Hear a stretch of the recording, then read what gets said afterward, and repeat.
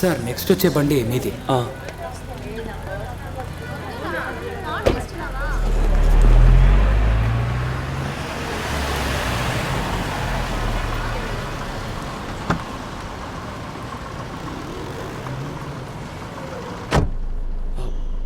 ఈ అడ్రస్కే వెళ్ళాలి మనం.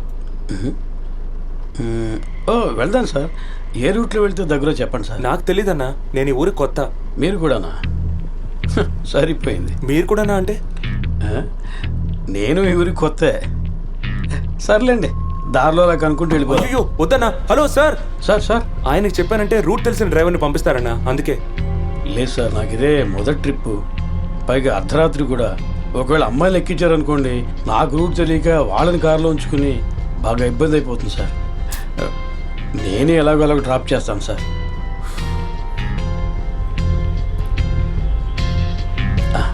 Thanks sir.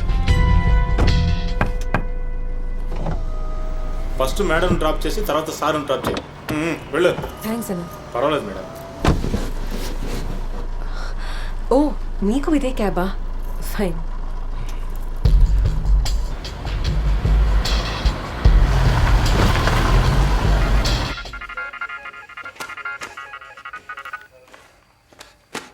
నీలకంఠం స్టేషన్లో ఉన్నారా? స్టేషన్లోనే ఉన్నాను సార్. ఇన్ఫర్మేషన్ వచ్చిందా?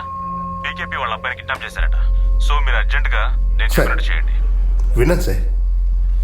అఫీషియల్గా ఏ కంప్లైంట్ రాకుండా మనమే వెళ్ళి. వాళ్ళు ఎప్పుడో అఫీషియల్ గా కంప్లైంట్ ఇచ్చారు.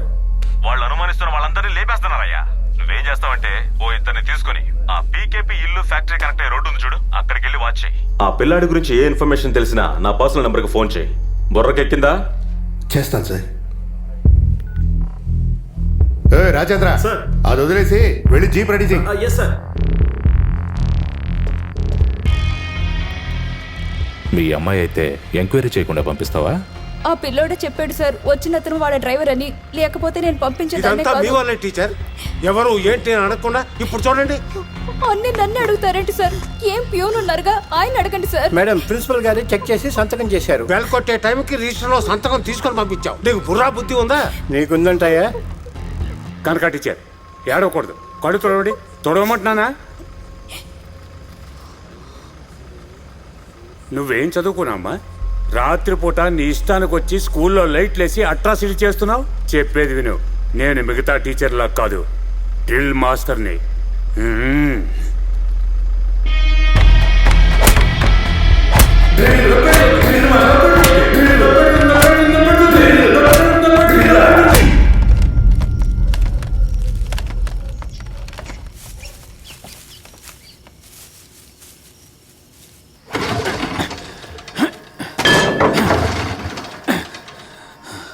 అన్నా, ఒకవేళ పిల్లాడు వాళ్ళ నాన్న దగ్గరికి వెళ్ళి ఉంటే మన చావుకి మనమే రూట్ వేసి ఇచ్చినట్టు అవదు.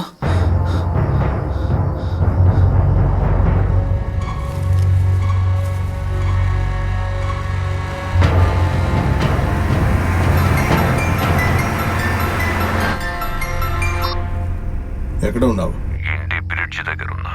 మూలకడ సిగ్నల్ దగ్గరికి రా, వచ్చి వెయిట్ చేయి. కాల్ వస్తుంది. పిల్లాడి ఇంకా వాడి బాబు దగ్గరికి వెళ్ళలేదు. వెళ్ళినా ఏం మాట్లాడు, మందు పనిచేస్తుంది. సర్కిల్ దాటుండడు, నువ్వు బండితి. అలాగేనా? టీచర్ అన్నకి ఫస్ట్ కాల్ వచ్చింది, అది తిరిచి నెంబరు. ఈరోజు మాత్రం ఈ నెంబర్ నుంచి 2 కాల్స్ వెళ్ళినాయి. ఒకటి మన అన్నకి, ఇంకోటి ఇదిగో ఇతనికి. పోతే నిన్న నైట్ మాత్రం ఒకే నెంబర్కి 30 కాల్స్ వెళ్ళినాయి. వాడి డీటెయిల్స్ కూడా కనుక్కున్నాం. పక్కనే వేలచీరలో పనిచేస్తున్నాడంట. బిల్డింగ్ ఎక్కడ్రా? మెకానిక్ని పిలవడానికి వెళ్ళాడన్నా, ఆటో స్టార్ట్ అవ్వలేదుగా, అందుకే. వాడిని ఎందుకురా పంపావు? లేదన్నా, బండిని తోయడానికి ఎవరు లేరు, వెళ్ళేవరినైనా పిలుచుకొస్తానని చెప్పాడు. ఇదిగో వచ్చాడు. ఏంటన్నా బండి దొబ్బిందా?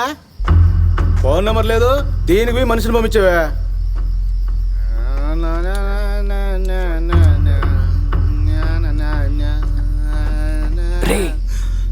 వాడెక్కడ్రా? ఆయన ఎప్పుడే వెళ్ళిపోయాడన్నా. దీని నీకేమన్నాడు? ఇందా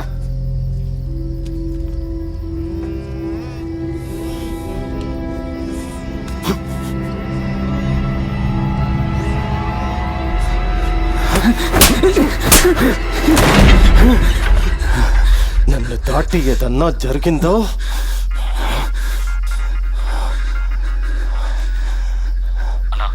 మొత్తం అంతా వెతికేస్తాను. ఆ పిల్లాడు ఎక్కడ కనపడలేదు.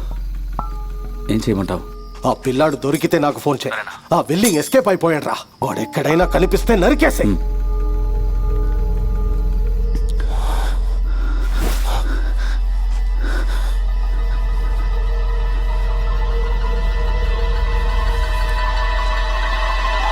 అన్నా గుడ్డ ఇది వాడి ఖర్చిఫే అన్నా.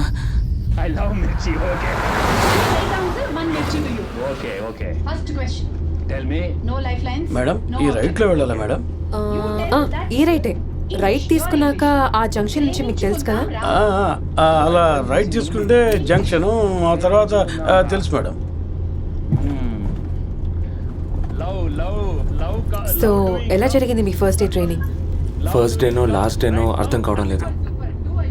ఇప్పుడు ఏం చేద్దాం అనుకుంటున్నారు? పెద్దగా ఏం ఆలోచించలేదండి. ఇంకో 2 రోజులు చూసి ఊరికి వెళ్ళిపోదాం అనుకుంటున్నాను. ఆ ట్రిప్ షీట్ ఇలా ఇవ్వండి. సార్ ట్రిప్ షీట్ అక్కడ ఉంటుంది చూడండి.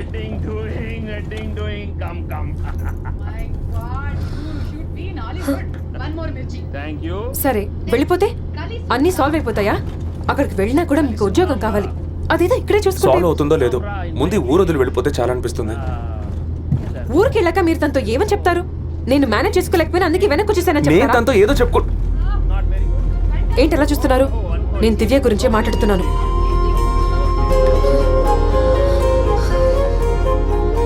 ఇక్కడికి రావడానికి ముందు తనతో ఏం చెప్పారో గుర్తుందిగా?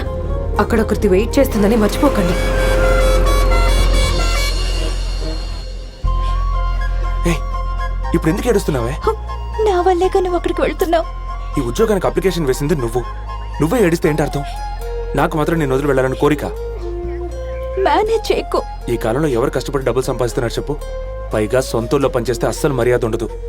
ఇక్కడ చేసే అదే పనికి అక్కడ 3 రెట్లు ఎక్కువ జీతం ఇస్తారు. అదేగా మీ నాన్న కావాల్సింది. అదే మా నాన్న చెప్పింది మనసులో పెట్టుకోనే కదా ఇలా మాట్లాడుతున్నావు. అబ్బా అదేం కాదే. మీ నాన్న చెప్పిన దాంట్లోనూ న్యాయం ఉంది. కేవలం 8 వేలు సంపాదించే వాడికి ఎవరు పిల్లనిస్తారు? ఇలా చూడు, నన్ను చూడు. నేనేమి నీ వల్ల అక్కడికి వెళ్ళడం లేదు. ఏదో ఒక రోజు నువ్వు చెప్పకపోయినా నేను వెళ్ళేవాడిని. మన కోసం. కళ్ళు తుడుచుకో. చెప్తున్నానుగా, ఈ ఉద్యోగం దొరకపోయినా పర్లేదు, ఒక మంచి ఉద్యోగంతోనే మళ్ళీ వస్తాను. అర్థమైందా?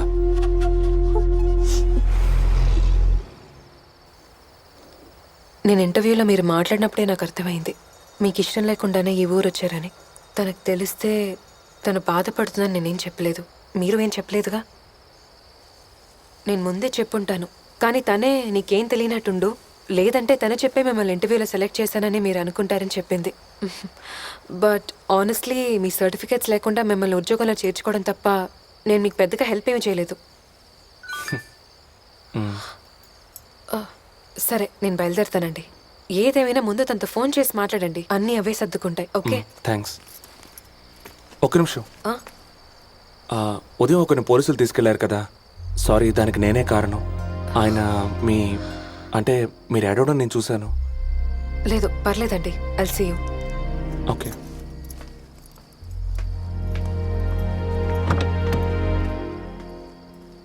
వెళ్దామా సార్? వెళ్దాం.